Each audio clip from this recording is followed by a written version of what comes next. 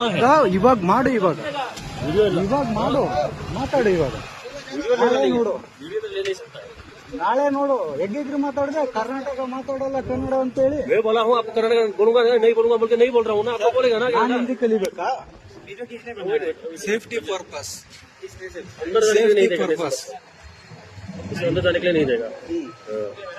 ಹೇಳಿ, ಇವಾಗ ಹೇಳಿ. ನಾ ಹಿಂದಿ ಕಲಿಬೇಕಾ? ನಾನ್ ಹಿಂದಿ ಮಾತಾಡ್ಬೇಕಾ?